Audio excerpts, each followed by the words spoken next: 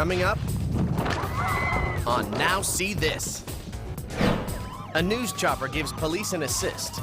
Come on, turn left there. The CHP needs to turn left there. And gets an exclusive in return. We were the only ones overhead. A deer refuses to chill out. I see the horse. And learns that being rescued is a drag. There we go. And during a chase straight out of Hollywood, Shit. 4 cops and 4 cameras capture a blockbuster. Whether you're a guy in the trees or a gal bugged by bees, don't feel down. Things are looking up. Think you've seen it all? Now see this. Velocity personified. Eric Barone is one of the fastest men on Earth, but today, he wants to be even faster. On the ash-covered face of Cerro Negro volcano in Nicaragua, the Red Baron, as his friends call him, is going to attempt to break the current land speed record on a bicycle. He's got a deep-seated personal drive to show up the previous record holder, himself. In fact, the Baron has set the last 2 world records. But he's not slowing down to enjoy his champion status. It's not because of my world record, but it's the pleasure of expressing myself, to go faster and faster. He climbs to the top of the 2,200-foot mound, while his crew sets up high-tech speed detectors. Once everything is in place, it's time to roll. In 6 seconds, he hits 130 miles per hour. In the 7th second, he hits the ground. I had no time to realize it's like being shot by a bazooka from 100 meters away. Traveling faster than most people drive in cars, Barone's bike suddenly splits in half, rocketing him into the air.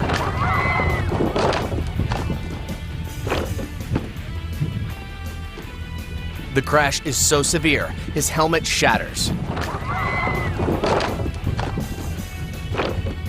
According to the sensors, he skids across the ground at 107 miles per hour.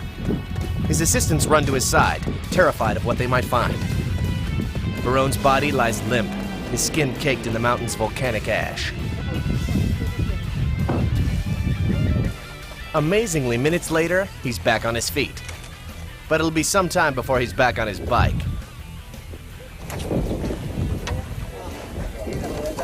Barone is rushed to the hospital. He suffers 4 broken ribs, several small fractures, and dozens of torn muscles. But his injuries could have been much worse. He attributes his survival to one thing. I know how to fall. I try to do judo falls. I know how to fall, and I also love falling. I play a lot in the woods. It doesn't bother me. I'm not a wuss. Still, the Red Baron has since given up such high-risk riding. He's endured being shot across the ground at Autobahn speeds. And that's one record he doesn't intend to beat. But that doesn't mean he's stopped aiming high.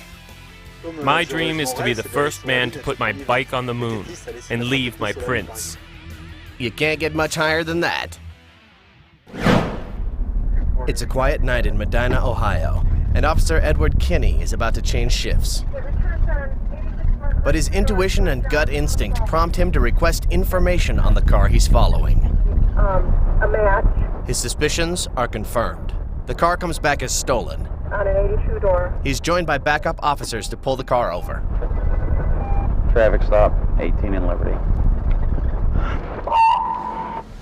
But in seconds, the night goes from boring to ballistic as the driver bolts. Pursuit, on branch.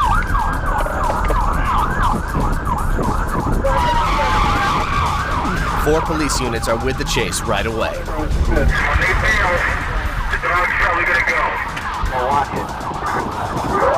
They use their radios to coordinate. 215, copy direct.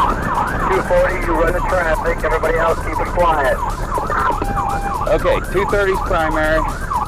We're going out branch. Same on. Listen, when they bail, the dog's probably going to go. So watch it. Clear. 27. Officers attempt to set up a rolling roadblock, Get it, box them in, 230, box them in. Go ahead. Let's get a roadblock going, rolling roadblock here. but the desperate driver bobs and weaves around the chasing cops. Where are you at? Is that you coming at me on 82? We're coming at you, we're coming at you. Sergeant George Horton comes from the opposite direction, hoping to cut off the suspect. Shit. But the fleeing felon barely squeezes through, almost hitting Horton head-on.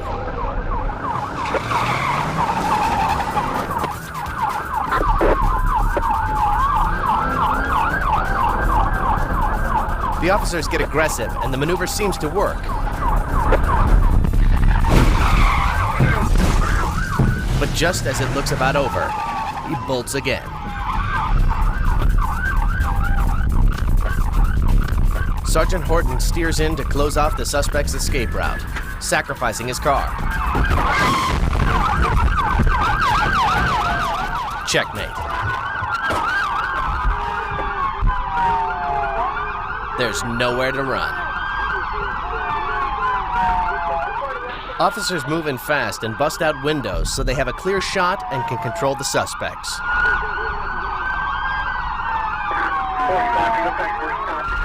Quickly, all three are taken into custody. It's the kind of takedown police can make when they work together and know their roles. Things just worked out between the officers that everyone pretty much knew when someone did something, someone else did what they were supposed to do, just kind of all fit together like a big giant puzzle. But even Sergeant Horton admits it's not always easy to stay calm when a suspect's headlights are headed right at you. Pursuits are up there pretty high as far as intensity and getting your adrenaline going. That ranked up there pretty good when he almost hit me head on. It's hard not to take that kind of thing personally, but Horton's professionalism reminded him that he had a job to do. He aimed for the front of my car to try to basically put me out of commission. At the point he collided with my car, he's endangering me, his passengers, and everybody involved. And while smashing out the window was the fastest way into the car, it was also an effective strategy. So he took the glass out so we could see in the car. It also acts as a distraction. At that point we could see hands, we knew they couldn't see us, and they were more in our control than us being in their control. The driver received felony charges of receiving stolen property and failure to comply with a police officer. Sergeant Horton suffered minor injuries to his shoulder from the impact of the chase-ending maneuver. But all of the officers involved gained high-speed experience and confidence in what they can do when they work together.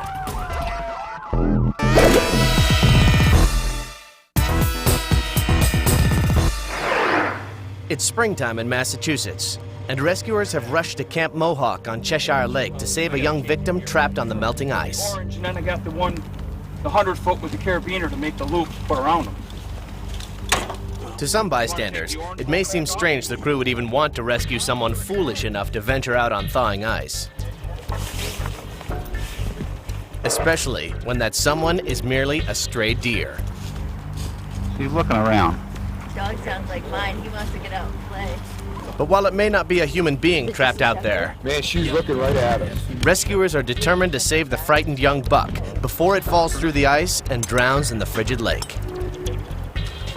The game plan at this time is to get out there to the deer, and most likely we'll get a rope around it, hopefully try to secure its legs, and just drag the deer into shore. The officers are concerned the agitated deer may injure itself or a rescuer. They consider using a tranquilizer dart, but realize that poses a greater toxic risk. The first option was possibly to immobilize it using a drug. However, being that it is the shotgun season for deer, if the deer should get away from us into the woods, it could be a public health issue for a hunter that would, lawfully take the deer. On top of the animal dangers, there's another dilemma facing the rescuers. Exactly how are they going to transport a wild buck across 200 yards of thinning ice? How about using that other thing we got, the ice? I got that ice sled. The department's brand new sled is custom made for ice rescues, and it couldn't have arrived at a better time. Within moments, two rescuers venture out onto the ice with the sled. They are also stringing along a pair of safety lines from the shore, one to pull the deer the other to haul back the ice sled and rescuers. Once the buck spots the two men approaching, it starts to panic. And as the rescuers draw even closer, the deer tries to scramble away across the slippery ice. Front leg to right down in. While the animal's instinct to survive may be strong, its instinct to flee from potential predators is just as powerful, even if those predators are actually the creature's only salvation. Meanwhile, just before the two men reach the deer, there's a problem back on shore. You run out. Oh, hold it. Hold it. More rope. Hold it, Steve. Wait a minute. Take The crew has run out of rope. As they scramble to find more, the rescuers are forced to stop in the middle of the lake, literally standing on thin ice. Meanwhile, the buck takes the opportunity to try to scurry away. With those little ones. But a moment later, armed with more rope, the rescuers move in to lasso the creature. Which rope is going to pull the deer? That one? This one. The crew starts to pull the deer and the rescuers back to shore. But within a moment, another problem arises. The lines have become crossed. She's on the other side of the rope here. Once we swap over, then we can go right over the other side of this boat here. The ropes are untangled, and the rescuers use the sled to drive the buck toward the shore. But once again, the creature starts to panic. Throw the blanket on her. He's reaching right now? One of the rescuers attempts to cover the struggling animal with a blanket. And when he finally does, it has a nearly magical effect. The deer completely relaxes. Now the shore crew is able to pull the immobilized animal across the ice with relative ease. As the young deer nears the beach, the rescuers shout a warning to the shore crew. It's a spike horn! Be careful! I see the horns. Oh, it does have horns, yeah. Finally, the animal is dragged up on shore. The creature is so limp, it almost appears unconscious, or worse. How those legs look? But as soon as the blanket is removed, the buck leaps right up and bounds towards the woods. Once again, the animal's flight instinct has kicked in, and it runs away without so much as a thank you. Los Angeles, California. A suspect is on the run in a stolen pickup, and news chopper pilot Larry Welk is the first reporter on the scene. It's the kind of thing he's covered countless times before. I call it like I see it, much like a sports announcer would call a game. I call the pursuit. But tonight is different. Ground units have yet to arrive, and the only police chopper chasing the suspect was running low on fuel and had to disengage. We were the only ones overhead.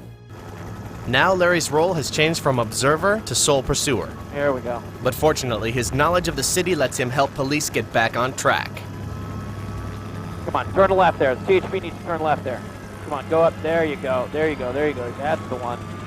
We were able to help guide in another aircraft from the California Highway Patrol, and they were able to direct their ground units.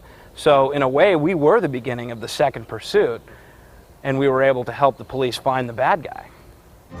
Yeah, we're getting units behind him now. Here we go. With officers back in the chase, Larry goes back to doing what he does best.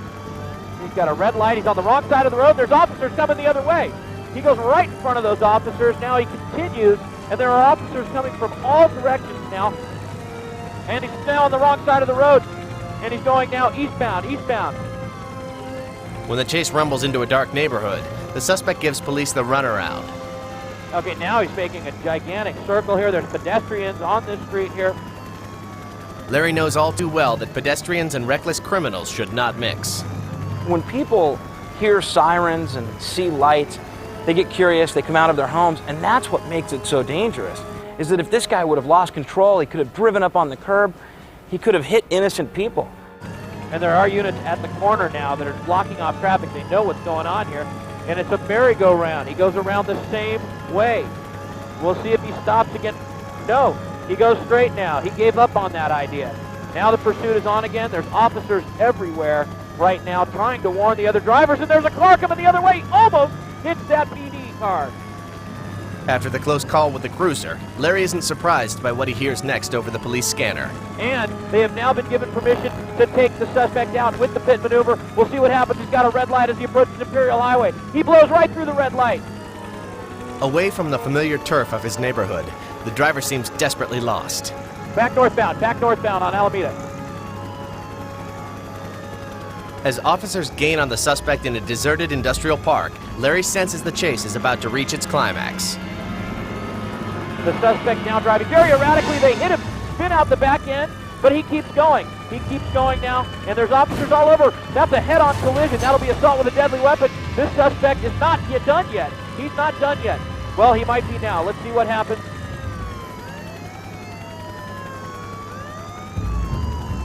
The lead officer clips the rear of the pickup, causing the suspect to fishtail 180 degrees. But when he charges the officers blocking his path, he gets knocked down into the recess of a loading dock. The officers leap out, weapons drawn, and a moment later, they move in to apprehend the suspect. They're pulling him out of the window. Now he's down on the ground. The suspect is in custody, so this is all over. The pursuit is over. So how did the pursuit rate to the man who's been the voice of hundreds of car chases? I would say that this chase was one of the most reckless and dangerous pursuits that I had ever seen. But for Larry Welk, the chase had another upside.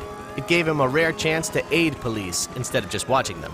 We were able to help guide the police helicopter over the pursuit. Not only did Larry capture the chase on tape, he also had the satisfaction of helping capture something else. A dangerous criminal.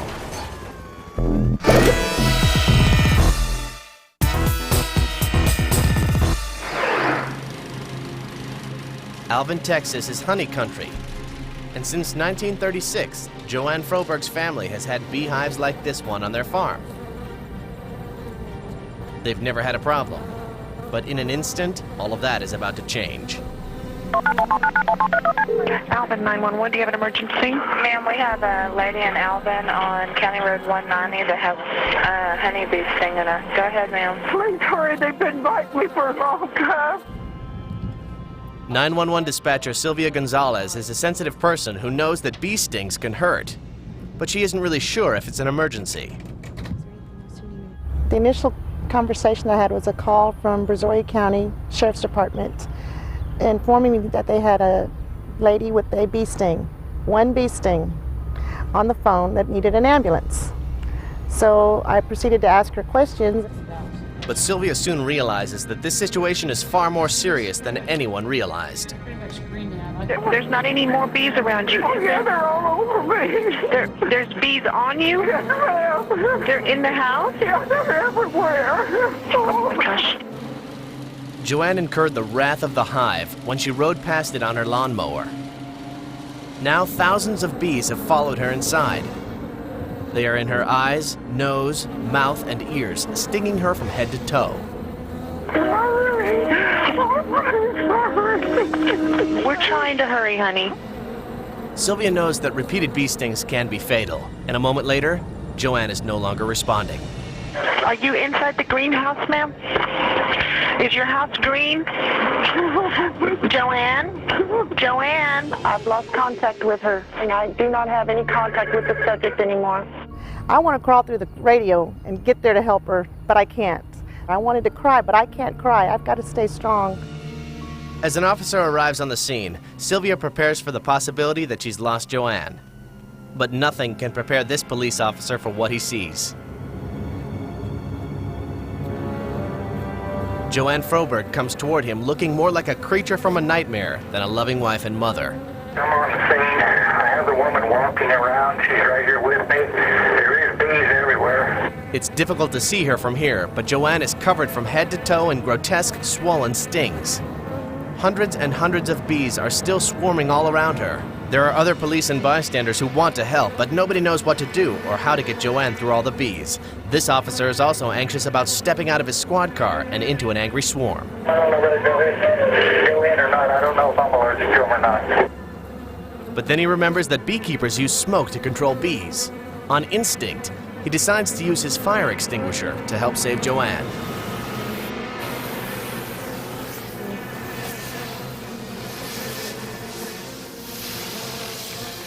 The plan works. The last of the bees fly away. Joanne is rushed to the emergency room. Her doctors are amazed that she's still alive. The doctors tell me I had 500 bee stings, and it would amount to the same thing as 2 rattlesnake bites, that I had that much venom in me. This many bee stings should have, and very nearly did, kill Joanne Froberg.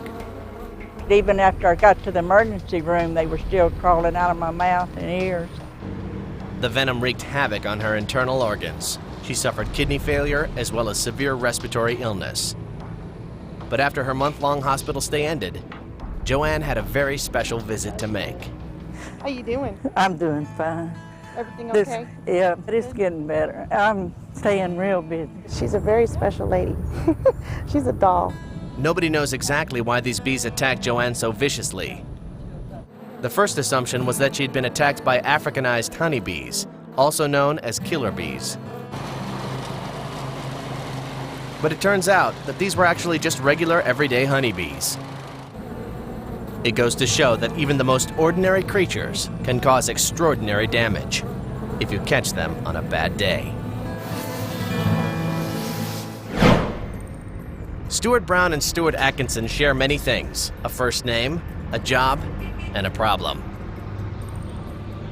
All they had to do was go up in this hydraulic platform, change the light bulb in a lamppost in Cirencester, England, and come back down. But the hydraulic lift itself is broken, and now the two men are stuck up there, 100 feet in the air. Bad weather is moving in quickly towards them, and things are beginning to look grim. The fire department arrives and plans to go up in their own crane. But the ground is too soggy, and the firefighters are afraid of doing more harm than good. To make matters worse, more rain is reported to be just minutes away. These men are sitting ducks at the mercy of Mother Nature. With no other options, they lash their platform to the very lamppost they were attempting to fix. But the weather may be the least of their problems. Stuart Brown is 52. He's having chest pains. The younger Stuart, 27, knows his partner could be on the verge of a heart attack, but he's completely helpless. Medical attention is only a few feet away, but 100 feet down. But what the two men don't know is that meanwhile, on the ground, the fire department is already moving on Plan B. This helicopter will attempt to rescue them by air. It's a tricky maneuver, but it's the only chance these two men have. Because the chopper must fly so low to the ground, it actually puts them in greater jeopardy. The downwash could topple their rig altogether. But somehow, before the winds bring disaster, the helicopter crew manages to lift the men to safety. Moments later, they're both on the ground once again. Are you going to be doing the job tomorrow? Oh yeah, back to work now. Not surprisingly, Stuart Brown's chest pain subsided as soon as he returned to Earth. Put it that way. And when did you go back to work? About 5 minutes. After all, there's still a light bulb to change. In downtown Istanbul, Turkey, a distraught and suicidal man has taken off most of his clothes. He's climbed high into a tree and is shouting at people in a park.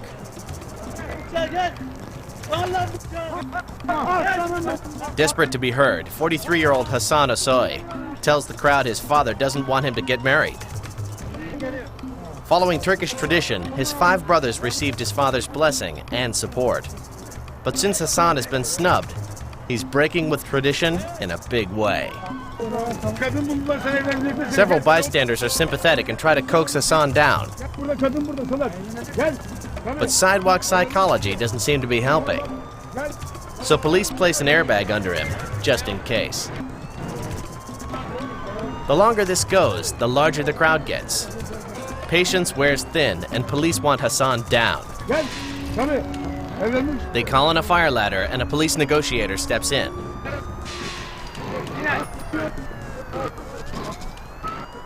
But the tension just pushes Hasan further out on a limb. The policeman tries to convince Hasan to come into the cherry picker with him.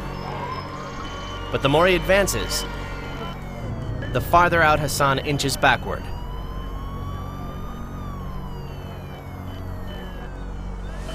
Concerned that Hassan might move past the edge of the airbag, the negotiator decides to step out and grab him.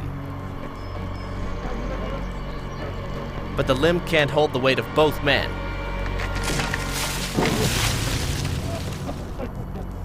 The airbag breaks the fall, and Hassan crawls out toward a waiting policeman. The confused, distraught man is led away by the authorities. Driven up a tree by madness over matrimony. This Romeo has learned, if you put romance on too high a pedestal, someone or something will bring you crashing back to Earth.